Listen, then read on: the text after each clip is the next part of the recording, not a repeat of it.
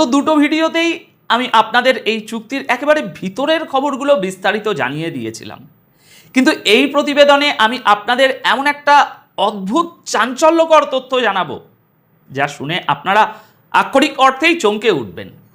হ্যাঁ দর্শক, আমেরিকা আর ইরান যখন হাসি মুখে করমর্দন করছে, পুরো বিশ্ব যখন এই চুক্তিকে স্বাগত জানাচ্ছে, ঠিক তখনই পর্দার আড়ালে এমন এক ছক কষছে ইসরায়েল, যা পুরো মধ্যপ্রাচ্যের মানচিত্রকে আবারও একটা যুদ্ধের দিকে ঠেলে দিতে পারে। তাই একদম শেষ পর্যন্ত খুব মন দিয়ে শুনুন। দেখুন, জিওপলিটিক্সে কোন দেশ কার সাথে কি চুক্তি করলো, তার চেয়েও বড় বিষয় হলো সেই চুক্তির পর আশপাশের দেশগুলো বা বিশ্বের বাঘা বাঘা নেতারা কে কি রিয়াকশান দিচ্ছে। কারণ এই রিয়াকশানগুলোর ভিতরেই লুকিয়ে থাকে আগামী 10 বছরের গ্লোবাল পলিটিক্সের রোডম্যাপ। চিন্তা করুন দর্শক, আজ 15ই জুন দুপুরবেলা স্বনামধন্য আন্তর্জাতিক সংবাদ মাধ্যম আল জাজিরায় একটি ব্রেকিং নিউজ প্রকাশিত হয়। সংবাদের শিরোনাম ছিল world reacts as Iran and US reach deal, অর্থাৎ ইরান এবং যুক্তরাষ্ট্রের মধ্যে যে বহু প্রতীক্ষিত চুক্তিটি সম্পন্ন হওয়ার পথে, তা নিয়ে পুরো বিশ্ব কেমন প্রতিক্রিয়া দেখাচ্ছে। আমি আগেই বলেছি, চুক্তির শর্তগুলো আপনারা জানেন। ডোনাল্ড ট্রাম্প তার ট্রুথ সোশ্যাল প্ল্যাটফর্মে কি দম্ভের সাথে বলেছেন, পৃথিবীর সব জাহাজ এখন ইঞ্জিন চালু করতে পারে, তেলের প্রবাহ শুরু হোক। অন্যদিকে ইরানের উপপররাষ্ট্রমন্ত্রী কাজিম গারিবাউদিও স্পষ্ট জানিয়ে দিয়েছেন যে এই 60 দিনের যুদ্ধবিরতির মধ্যে ইরানের উপর থেকে সমস্ত নিষেধাজ্ঞা প্রত্যাহারের বিষয়ে চূড়ান্ত ফয়সলা হবে। কিন্তু দর্শক, আমার আজকের আলোচনার মূল বিষয়বস্তু এটা নয়। আজকের আলোচনার মূল থিম হলো এত বড় একটা যুদ্ধ থামার পর সারা বিশ্বের কোন নেতা কি বলছে, এবং সবচাইতে বড় কথা, এই চুক্তির পর ইসরায়েল এখন ঠিক কি করতে চলেছে। দর্শক, আল জাজিরার এই রিপোর্টটা যদি আমরা একটু গভীরভাবে অ্যানালিসিস করি, তাহলে পশ্চিমাদের চরম ভণ্ডামির একটা চেহারা আপনাদের সামনে একদম পরিষ্কার হয়ে যাবে। খবরের আর্টিকেলে ইউরোপিয়ান ইউনিয়নের president Ursula von der Leyen, যুক্তরাজ্যের প্রধানমন্ত্রী কিয়ার স্টারমার, ফ্রান্সের প্রেসিডেন্ট ইমানুয়েল ম্যাক্রন এবং জার্মানির চ্যান্সেলর ফ্রেডরিক মার্জের বিবৃতি তুলে ধরা হয়েছে। এদের সবার কথার সুর কিন্তু অদ্ভুতভাবে এক। উর্সুলা ফন ডার লিয়েন বলছেন, হরমুজ প্রণালীতে টোল ফ্রি বা বিনা ভাড়ায় জাহাজ চলাচল নিশ্চিত করতে হবে, কারণ এটা গ্লোবাল ইকোনমির জন্য এসেনশিয়াল।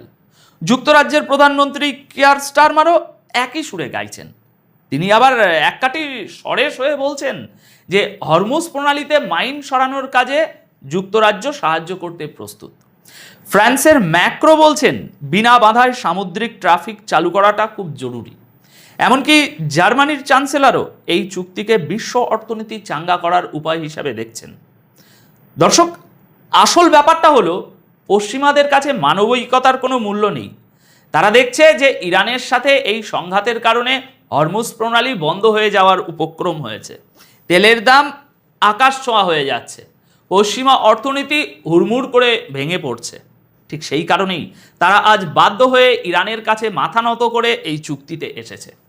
তারা বুঝতে পেরেছে যে রাশিয়া এবং চীনের মতো পরাশক্তিগুলো ইরানের পিছনে যে পাথরের মতো দাঁড়িয়ে আছে, সেখানে আমেরিকার পক্ষে আর বেশি শক্তি দেখানো সম্ভব নয়। এটা পশ্চিমাদের একটা চরম কৌশলগত ব্যর্থতা। অন্যদিকে আপনারা যদি নন ওয়েস্টার্ন দেশগুলোর রিয়াকশান দেখেন, তাহলে দেখবেন সেখানে একটা সত্যিকারের কূটনৈতিক বিজয়ের সুর বাজছে। পাকিস্তানের প্রধানমন্ত্রী শাহবাজ শরীফ জানিয়েছেন যে শুক্রবার সুইজারল্যান্ডে এই ঐতিহাসিক চুক্তি স্বাক্ষরিত হতে যাচ্ছে, এবং তিনি কাতার, সৌদি আরব ও তুরস্ককে ধন্যবাদ জানিয়েছেন এই চুক্তিতে তাদের অবদানের জন্য। কাতারের পররাষ্ট্র মন্ত্রণালয় এই বিষয়টাকে অত্যন্ত গঠনমূলক পদক্ষেপ হিসাবে দেখছে। তুরস্কের প্রেসিডেন্ট রাজেব তাইয়েব এরদোগান তার এক্স হ্যান্ডেলে পোস্ট করে বলেছেন যে তিনি এই চুক্তিকে এই অঞ্চলের শান্তি প্রতিষ্ঠার জন্য একটা গুরুত্বপূর্ণ উন্নয়ন হিসাবে দেখছেন, এবং তুরস্ক কূটনীতি ও আন্তর্জাতিক আইনের উপরে ভিত্তি করে যে কোনো স্থায়ী সমাধানের পক্ষে কাজ করে যাবে। এমনকি আমাদের বাংলাদেশের পররাষ্ট্র মন্ত্রণালয় থেকেও আশা প্রকাশ করা হয়েছে যে এই চুক্তি টেকসই হবে এবং ঢাকা সবসময়ই কূটনৈতিক উপায়ে এই সংঘাত সমাধানের কথা বলবে। ওদিকে জাতিসংঘের মহাসচিব অ্যান্তোনিও গুতেরেসও একে শান্তি প্রতিষ্ঠার জন্য একটি ক্রিটিক্যাল স্টেপ বলেছেন। দর্শক, এই দেশগুলোর রিয়াকশন থেকে একটা জিনিস খুব ক্লিয়ার, পুরো বিশ্ব এখন আমেরিকার একচেটিয়া মোড়লগিরি থেকে বেরিয়ে আসতে চাইছে। তারা চাইছে মধ্যপ্রাচ্যে একটা ব্যালেন্স অফ পাওয়ার তৈরি হোক, যেখানে ইরান একটি শক্তিশালী এবং স্বাধীন দেশ হিসাবে কাজ করবে এবং ব্রিক্স বা সাউথের অন্যান্য দেশগুলো তাদের যোগ্য সম্মান পাবে। কিন্তু দর্শক, এই পুরো আনন্দ উল্লাস, কূটনীতি আর বিশ্ব নেতাদের শান্তির বার্তার মাঝখানে সবচেয়ে বড় এবং ভয়ঙ্কর বোমাটা ফাটিয়েছে ইসরায়েল। আজকের ভিডিওর সবচেয়ে ইন্টারেস্টিং পয়েন্ট হলো তো এটাই।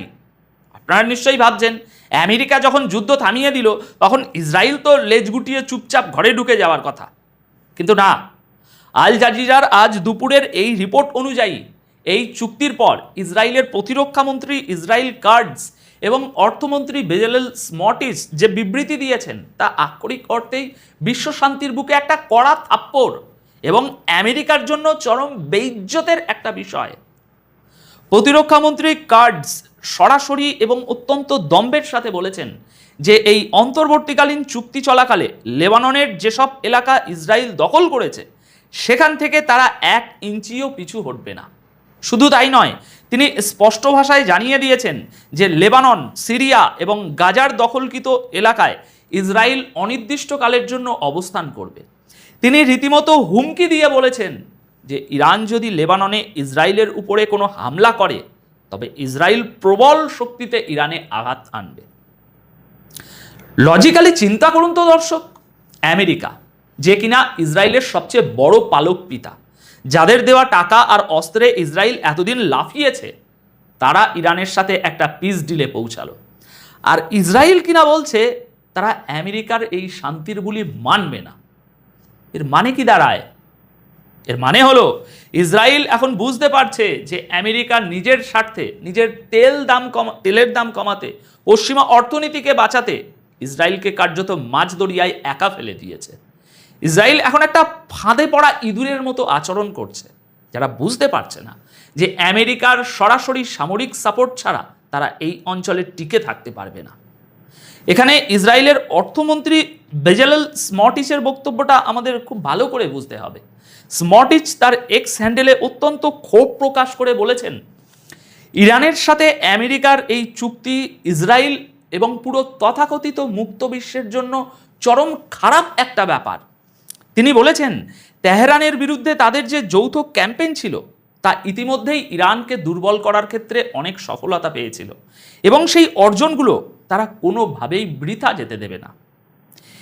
এরপর তিনি যে কথাটা বলেছেন সেটাই হলো আগামী দিনের জিওপলিটিক্যাল দাবার সবচেয়ে ভয়ঙ্কর চাল। স্মোট্রিচ বলেছেন, আমাদের নিজেদেরই এখন ইরানের শাসন ব্যবস্থার পতন ঘটানোর জন্য যুদ্ধ চালিয়ে যেতে হবে এবং সেটা আমরা করব ক্রিয়েটিভ উপায়ে। আমরা নিশ্চিত করব যাতে ইরান কখনোই পারমাণবিক অস্ত্র তৈরি করতে না পারে। দর্শক, এই ক্রিয়েটিভ উপায় শব্দটার পিছনেই লুকিয়ে আছে ইসরায়েলের আসল মাস্টার প্ল্যান। এতদিন ইসরায়েল যা কিছু করেছে সেটা করেছে আমেরিকার বিশাল সামরিক ছাতার নিচে বসে। কিন্তু এখন যখন ট্রাম্প প্রশাসন পরিষ্কার বলে দিয়েছে যে ভাই আমার তেলের দরকার, যুদ্ধ শেষ করো, তখন ইসরায়েল সম্পূর্ণ একা হয়ে পড়েছে। ইসরায়েল খুব ভালো করেই জানে যে বিশ্ব রাজনীতির এই নতুন বাস্তবতায় সরাসরি ইরানের সাথে একা কনভেনশনাল যুদ্ধ করতে যাওয়া মানে নিজেদের ধ্বংস ডেকে আনা। কারণ ইরানের পিছনে এখন সরাসরি রাশিয়া এবং চীনের মদত রয়েছে। তাই ইসরায়েল এখন কনভেনশনাল যুদ্ধের পথে যেতে চাইছে না, বরং একটা ছায়া যুদ্ধের ব্লুপ্রিন্ট তৈরি করছে। দর্শক, ইসরায়েল যখন ক্রিয়েটিভ উপায়ে ইরানকে ধ্বংস করার কথা বলছে তখন তারা আসলে কি বোঝাতে চাইছে? দেখুন, জিওপলিটিক্যাল অ্যানালিসিস্টরা খুব ভালো করেই জানেন যে ইসরায়েল এখন সরাসরি সামরিক হামলার বদলে সাইবার ওয়ারফেয়ার, ইরানের অভ্যন্তরে বিজ্ঞানী বা সামরিক কর্মকর্তাদের গুপ্ত হত্যা এবং মোসাদকে ব্যবহার করে ইরানের ভিতরে অস্থির তৈরি করার দিকে ফোকাস করবে। কিন্তু তার চেয়েও বড় যে মাস্টার প্ল্যানটা ইসরায়েল করছে তা হলো একটা ফলস ফ্ল্যাগ অপারেশন বা সাজানো নাটক। ইসরায়েলের এখন একমাত্র লক্ষ্য হলো যে কোনো উপায়ে এই শান্তি চুক্তিটা ভেঙে দেওয়া। তারা জানে যে আমেরিকা নিজে থেকে আর এই যুদ্ধে জড়াবে না, তাই ইসরায়েল হয়তো খুব শীঘ্রই মধ্যপ্রাচ্যে আমেরিকার কোনো ঘাঁটিতে বা পশ্চিমা কোনো তেলের জাহাজে এমন একটা চোরা গোপ্তা হামলা চালাবে যার পুরো দায়ভার তারা সুকৌশলে চাপিয়ে দেবে ইরানের উপর। যুক্তরাজ্য এবং অন্যান্য পশ্চিমা দেশগুলো এমনিতেই ইরানের পারমাণবিক কর্মসূচি নিয়ে ভয়ার্থ অবস্থায় আছে। কিয়ার স্টারমার তো বলেই দিয়েছেন যে ইরানের নিউক্লিয়ার প্রোগ্রাম কঠোরভাবে ভেরিফাই করতে হবে। ইসরায়েল ঠিক এই পশ্চিমা ভীতিটাকেই কাজে লাগাতে চাইছে। তারা এমন একটা পরিস্থিতি তৈরি করার চেষ্টা করবে যাতে ট্রাম্প প্রশাসন বাধ্য হয় ইরানের উপর পুনরায় স্যাংশন দিতে এবং ইসরায়েলকে সামরিক সাপোর্ট দিতে। এটাই হলো ইসরায়েলের সেই ক্রিয়েটিভ বা ছায়া যুদ্ধ, যার মাধ্যমে তারা আমেরিকাকে ব্ল্যাকমেল করে আবারও মধ্যপ্রাচ্যে টেনে আনতে চায়। কারণ ইসরায়েল জানে মধ্যপ্রাচ্যের শান্তি প্রতিষ্ঠা হলে তাদের ওই অখণ্ড ইসরায়েল গড়ার স্বপ্ন চিরতরে ধূলিসাৎ হয়ে যাবে। তো দর্শক, এই ছিল আজ 15 জুন দুপুরে আল জাজিরায় প্রকাশিত খবরের পিছনের আসল হিসাব নিকাশ।